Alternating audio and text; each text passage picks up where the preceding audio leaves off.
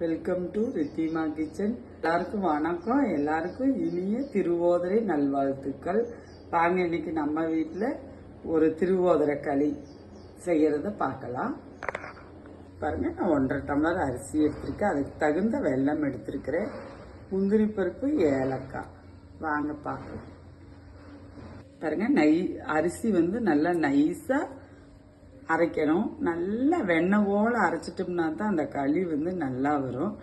பின்ன ரெண்டாவது ஒரு விஷயம் என்ன தெரியுமா, திருவோதரை நோன்பு ஊருக்கு வித்தியாசப்படும், வீடு வீட்டுக்கு வித்தியாசப்படும். உங்க மாமியார் எப்படி எடுத்திருக்காங்களோ அது போல எடுங்க. அப்பதான் அந்த வீட்டோட பாரம்பரியம் வரும். வாங்க, அரிசி மைய அரைச்சிட்டு வந்துடலாம்.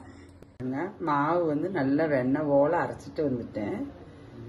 வெள்ளத்தை நல்லா கொஞ்சம் சூடாக்கி நல்லா வெள்ளம் உடஞ்சி காய்ச்சி எடுத்துட்டு வந்துருக்கிறேன். அது ஜில்லுன்னு ஆக்கிட்டேன். இப்போ வெள்ளத்தை நல்லா ஊற்றி நல்லா கலக்கி விட்டுட்டு வேணும் நம்ம அடுப்பு பற்ற வைக்கிறதுக்கு. வடிகட்டி எடுத்துக்குங்க வெள்ளத்தை. பாருங்க, ஊற்றி நல்லா நான் கலந்து விட்டுட்டேன். இன்னும் நம்ம கேஸை பற்ற வச்சுக்குவோம்.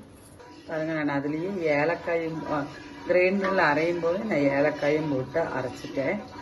இது இனிப்பு அவங்கவுங்க விருப்பம் தான். ஆனால் 1/2 கிலோ அரிசி எடுத்தோம்னா 1/2 கிலோ வெல்லம் போட்டோம்னா தான் கரெக்டாக வரும். நல்ல இனிப்பாக இருக்கும். நமக்கு எவ்வளோ வேணுமோ அதை கம்மியாக போட்டுக்கலாம்.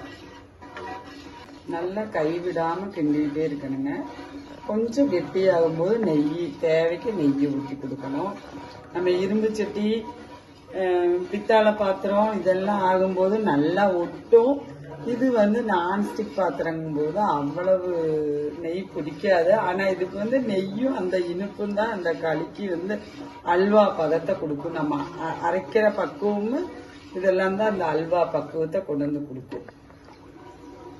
அப்படி கெட்டி ஆயிட்டு வருது. இந்த டைம் நம்ம அடுப்பை கம்மியா வச்சு கிண்டுவோம். பாருங்க, நீ மாவு வெந்துட்டு இல்லை, நமக்கு இந்த பக்கம் வந்திருக்கு. இந்த டைம் நான் இவ்வளவு நெய் விட்டுக்கு போறேன். இந்த நெய்யில இது இப்படி வேகிறதுக்கு கரெக்டா இருக்கு. பாருங்க, பின்னே ஒரு ஸ்பூன் அப்படியே நல்லா தெவண்டு வருது. நம்ம இதுல பாசிப்பயிறு போடல. பாசிப்பயிறு போட்டும் செய்யலாம் வறுத்துட்டு. அது மாதிரி நம்ம புழுங்கரிசி எடுக்கல, பச்சரிசியில தான் செய்யறோம். நம்ம வீட்டு பழக்கம் பச்சரிசியில தான் செய்வோம். இன்னும் மாவு வேகல, இன்னும் அந்த பதம் வந்துட்டு இல்லை.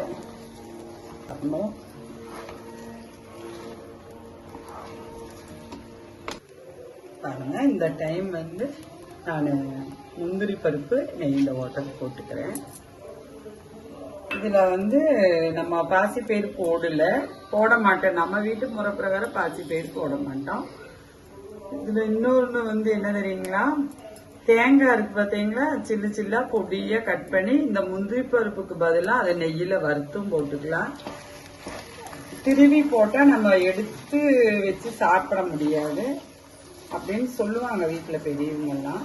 தேங்காய் தான் போடுவாங்கன்னு சொல்லுவாங்க.